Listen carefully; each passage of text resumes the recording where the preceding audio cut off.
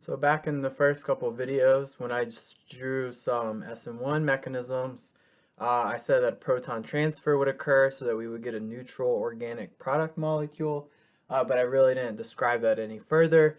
So we're going to talk about proton transfers and the reasonableness of those mechanisms. So proton transfers can be found as an elementary step in many different reactions. A lot of times you might see it as protonating an oxygen to make it into a good leaving group, or deprotonating some type of product molecule in order to make it neutral. And so in general, keep in mind for proton transfer reactions that strong acids, so things like HCl, sulfuric acid, phosphoric acid, things like that, if you see those type of reaction conditions, they're only compatible with acidic and neutral functional groups and other acidic and neutral conditions. So what does this mean? This means that reactions in acidic conditions should only have acidic or neutral species.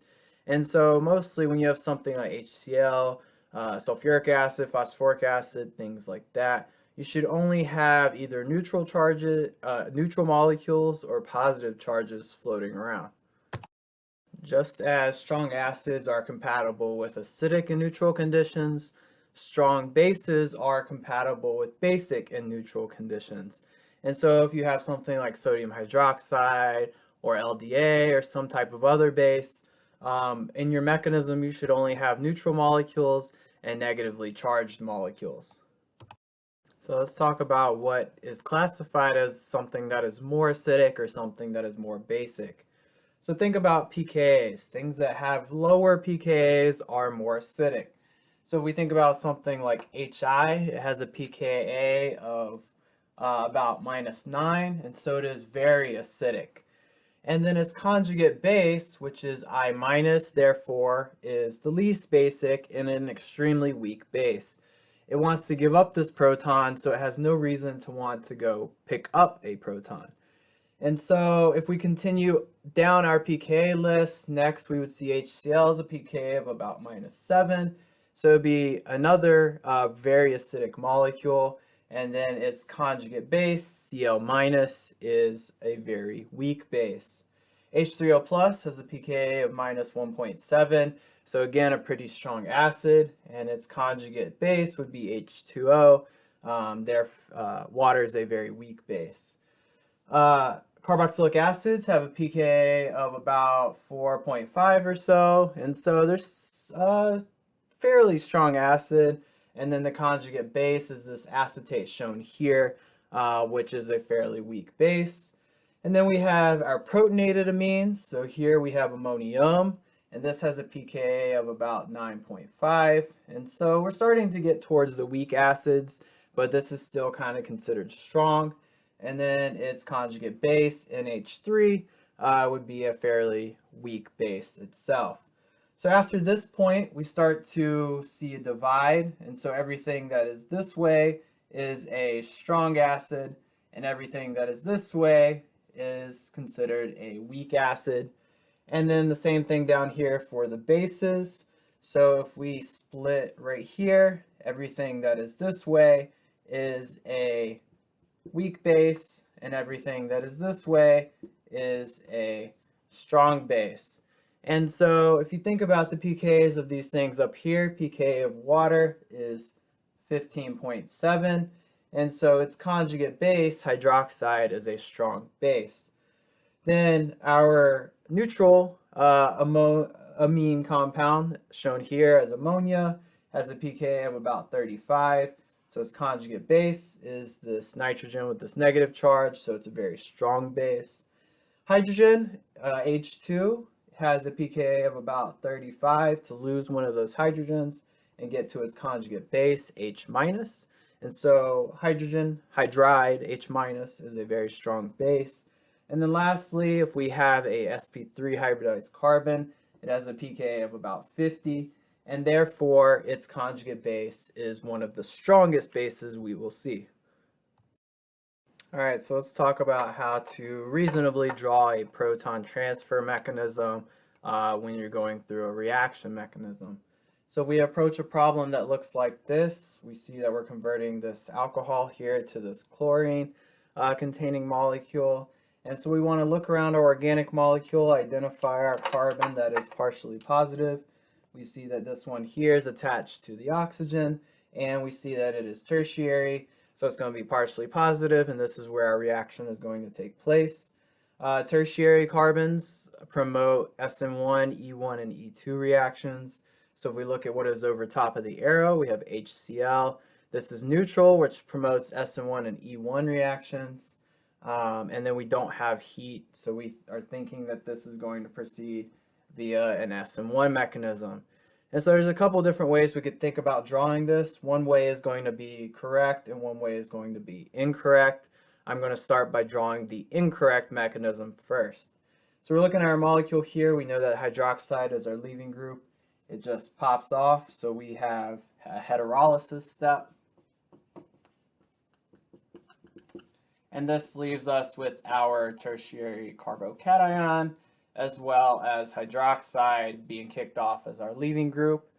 Hydroxide is a very strong base, and we're floating around in very strong acid.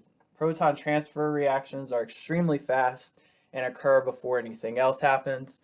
Think about when you've done a titration in lab before, the color of it changes very rapidly. But sometimes organic reactions can take days to go to completion. And so this happens very quickly, where hydroxide would grab this hydrogen, and then we kick off chloride. And so as a result of this, we would get H2O from this proton transfer. We would have chloride floating around, and then we still have our carbocation from over here. And so at this point, now we have a coordination step where our chlorine attacks the carbocation, and then this gets us to our product here. So why is this mechanism unreasonable? So this is not the correct mechanism for showing this type of reaction. In this case, remember what I said earlier, when we're in strongly acidic conditions, we need to only be generating neutral molecules or positively charged molecules because strong bases like hydroxide are not compatible in these conditions. So let's draw the correct mechanism. All right, so again, if we're approaching this problem, we know that this is a tertiary carbon containing the leaving group. And so we've identified that this is going to undergo an SN1 mechanism. And so we know that hydroxide is a terrible leaving group. And so we want to make it into a good leaving group. And so it's not going to just pop off by itself. It first has to be protonated by HCl. And so instead of just popping this off first, we protonate it with HCl to make it go from a bad leaving group to a good leaving group. And so the result of this would be 2 hydrogens on our oxygen. And so we would have an intermediate that looks like this. And now we've gone from hydroxide being a bad leaving group to water being a good leaving group. And so here, this was a proton transfer. I'm just going to abbreviate that with PT. And then at this point, we now have a good leaving group. And so it just leaves through a heterolysis step. And then at this point, we've generated our tertiary carbocation. And so we have this floating around. We already generated Cl- from this step up here. And so it can come in and attack this carbocation in order to give us this product. Now, if you look at this carbocation shown down here, there is a resonance structure. And so we can take this pi bond and move it down towards the carbocation. And so we get to a resonance structure that looks like this, where we've moved our carbocation over to the side carbon here. And so in general, if you have resonance structures, you can get reactions at both carbocations. And so our chlorine could also come in and attack this one here, which would give us a product that looks like this. And so both products are possible. If you're on an exam, I'd expect you to draw both. It might not be very easy to predict which one is the major one and which one's the minor one, so I would simply ask you to draw both. And so this is a reasonable mechanism. Notice that we haven't generated any negative charges anywhere since we're under acidic conditions. And we have only generated positive charges or neutral molecules. So keep this in mind when you're going through reaction mechanisms. Let's talk about intramolecular versus solvent-mediated proton transfers. So intramolecular means within the same molecule, and then intermolecular means between two molecules. And so on earlier videos, when I drew like an SN1 mechanism, we generated a protonated oxygen, and then we needed a solvent molecule to come by and deprotonate that. And so let's look at how that happens. So let's look at this problem shown here. What type of functional group is this? This is an epoxide, and so it's a three-membered ring containing an oxygen. Remember that three-membered rings do not have optimal bond angles, and so they are very reactive. But if we identify the carbon that is partially positive and attached to a potential leaving group, we see that both this carbon here is attached to the oxygen, making it partially positive, as well as this carbon here. Each of these carbons are identical since this molecule is symmetrical, and so we can just work with one of them. We see that this carbon is only attached to one other carbon group, so it is primary. And things that are primary are going to be SN2 mechanisms unless a bulky base is used, then it would be E2. We're not using a bulky base in this case with ammonia or H2O, and so this is going to be an SN2 mechanism. And now that we've identified that, let's walk ourselves through the mechanism itself. And so we're looking at the arrow. We have both ammonia and water. Nitrogen is more nucleophilic than oxygen, and so ammonia is going to act as our nucleophile in this case. It comes in and attacks this partially positive carbon, and it moves these electrons onto the oxygen. So what type of intermediate does this give us? Follow your arrows through. Your nitrogen is now attached to this carbon. And so I'm just going to draw these two carbons right here. So these two carbons, our nitrogen is now attached to this carbon. It's still attached to these three hydrogens, so it has 4 bonds now. It has a positive charge. This carbon right here is no longer attached to this oxygen. We broke this bond, but it is still attached to this carbon here. And then this carbon is still attached to the oxygen. The oxygen took some electrons with it. It only has 1 bond now, and so it gets a negative charge. So at this point, we have a molecule where we have a positively charged nitrogen and a negatively charged oxygen. And essentially what we need to do is move one of these protons from here to here so that both of these species become neutral and we have our final organic molecule. So there's a couple different mechanisms you might be thinking of how we can get one of these protons to over here. One of those possibilities would be an intramolecular proton transfer. And so we have the same molecule transferring the proton between each other. And so this would give us our final product where the oxygen has grabbed this proton. It's still attached to this carbon, which is attached to this carbon. And this is now attached to an NH2. And we have our neutral final molecule. This is not reasonable though, and that's because an intramolecular proton transfer is very unlikely to happen. There's a bunch of solvent molecules floating around this entire molecule, and so generally we're going to have solvent-mediated proton transfers. So what is our solvent in this case? It is water, and so water is essentially going to help us transfer a proton from the nitrogen to the oxygen. So if we draw out water here, I drew this hydrogen off from the oxygen with a bond because it's going to participate in the mechanism. And so we grab this hydrogen and we kick off hydroxide. And so that gets us to our next intermediate where we have oxygen attached to hydrogen now. It's still attached to these other carbons. And then we still have our NH3 over here with a positively charged nitrogen. And so at this case, our hydroxide that we generated can now pick up a proton from over here. And so it comes in, grabs this proton, and gives those electrons back to the nitrogen, ultimately getting us to our neutral organic molecule. And so notice that our solvent, we deprotonated and then reprotonated to generate it.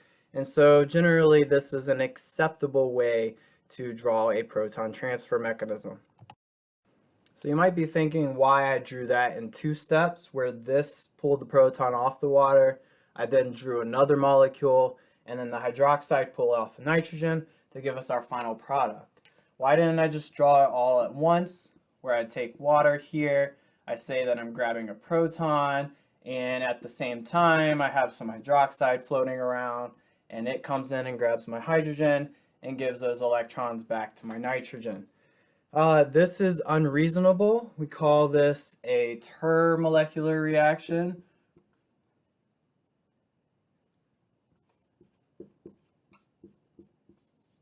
So what is a termolecular reaction? It is where we talk about three molecules floating into each other at the same time. So we have water, hydroxide, and our organic molecule. This is very unlikely to happen. So this is very unlikely to happen because the collision of three molecules all at the same time the probability of that happening is extremely small. And so this is an unreasonable mechanism. You should draw it how I did a couple minutes ago, where you deprotonate the water to get the hydrogen on here, draw that intermediate, and then draw the hydroxide deprotonating the amine to give us our final neutral organic molecule. So let's look back at a similar problem to what I discussed in one of our first couple videos, where I just kind of said the proton transfer happened but didn't really draw it out. So here I'm going to go through and draw it out. So we want to identify if this is SN1, SN2, E1, or E2. So we look around our organic molecule. We see that this carbon here is attached to the bromine, making our carbon partially positive. It's attached to two other carbon groups, and so it is secondary. Secondary carbons can undergo SN1, SN2, E1, and E2. So we need to take a look at what is over top of the arrow. We see that it is just water. This is neutral, and therefore promotes SN1 or E1 reactions. There is no heat, and so we're thinking that this proceeds via an SN1 mechanism. So now that we've determined that, we want to walk ourselves through the mechanism itself. Bromine's a really good leaving group, so it's ready to just pop off by itself. So we go through a heterolysis step, and that gets us to this here. And this carbocation is secondary, and so we want to be on the lookout for 1,2 hydride shifts or 1,2 alkyl shifts. Carbocation is on carbon number 1, so we look over carbon number 2, which could be here or here. If we transfer a hydride from here to here, we go from secondary to primary. That would be going less stable. We want to be able to get more stable, and so we're going to do a 1,2 hydride shift from here to here, and so that would get us to, let's see, it's a 1,2 hydride shift, and that gets us to a more stable carbocation. So we went from secondary to tertiary, and so now at this point our nucleophile can come in and attack. Our nucleophile is water, and so we have a coordination step where this just comes in and attacks our carbocation. So now we have a molecule that looks like this, where our oxygen has made a new bond to our carbon. This was a coordination step. And now we have almost our final organic molecule. We just need to deprotonate this in order to generate the neutral organic product. H2O is also our solvent, and so it's going to come in and pull off one of these extra protons. And so this would be a proton transfer reaction to get us to our final neutral organic molecule. So SN1 reactions always involve heterolysis and coordination. Be on the lookout. If you generate a secondary carbocation, you might also have a 1,2 hydride shift or a 1,2 alkyl shift, in order to generate a tertiary carbocation. And then if you have some type of neutral nucleophile attacking, that means you're going to get a positively charged intermediate, which needs to be deprotonated in order to get up to your neutral molecule. And so remember that this was a proton transfer reaction, and I just abbreviated it with PT.